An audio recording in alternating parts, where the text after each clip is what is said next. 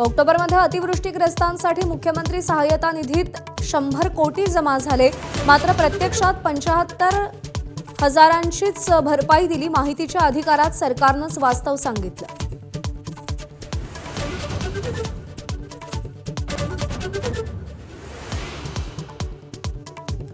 अतिवृष्टीग्रस्तांचे 355 कोटी रुपये सरकारी तिजोरीतच बुडून. ई-केवायसी अभावी लाखो शेतकरी मदतीपासून वंचित.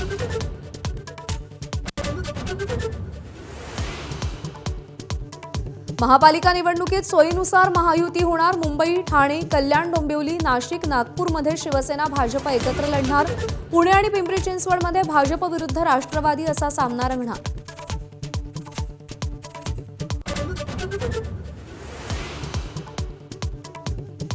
मुख्यमंत्र्यांसाठी निवडणुका 23 जानेवारीपूर्वी आटोपण्याचा निवडणूक आयोगाचा खटाटोप.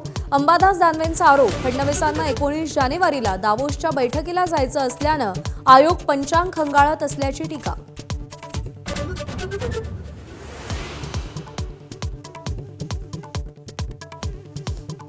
मुंबईमध्ये शिवसेनेनं 227 पैकी 90 ते 100 जागा मागितल्या. जागा वाटपासाठी महायुतीची समिती स्थापन करणार असल्याची बावनकुळेंची माहिती. महापौर पदाचा निर्णय मात्र फडणवीस, शिंदे आणि अजित पवारच घेणार. महापालिका निवडणुकीसाठी भाजपची नवी रणनीती. आयात उमेदवार लादायचा नाही असा निर्णय. विजयाची 100% खात्री असलेल्यांना प्राधान्य देणार. ट्रिपल इंजिनवरती प्रचाराचा भर राहील.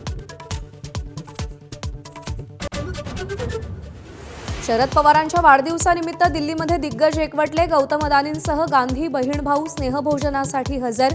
अजित पवार, प्रफुल्ल पटेल आणि पार्थ पवारही उपस्थित होते.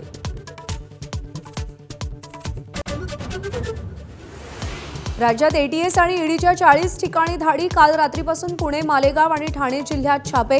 दहशतवादी कारवाया आणि त्यांच्या व्यवहारांशी संबंधित तपासाअंतर्गत सुरू आहे झाडाझडती. भाजपचे प्रदेशाध्यक्ष रवींद्र चव्हाणांनी गृहमंत्री अमित शहांची भेट घेतली. महानगरपालिका निवडणुका आणि संघटनात्मक तयारीवर चर्चा.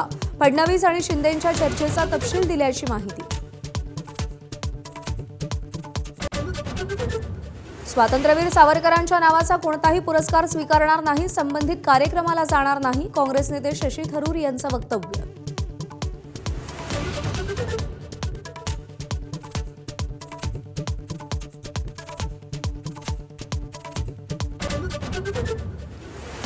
चांदीच्या भावात काल एकाच दिवसात प्रति किलो 12,000 रुपयांची उच्चांकी वाढ. बुलढाण्यातल्या खामगावमध्ये चांदीचा आजचा भाव 1,94,000 रुपये प्रति किलो.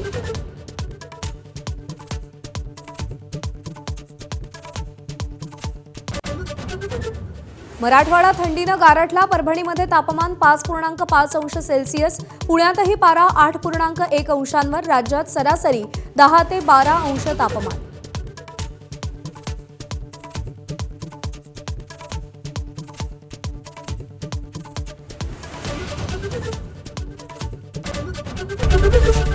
एबीपी माझा, उघडा डोळे बघा नीट.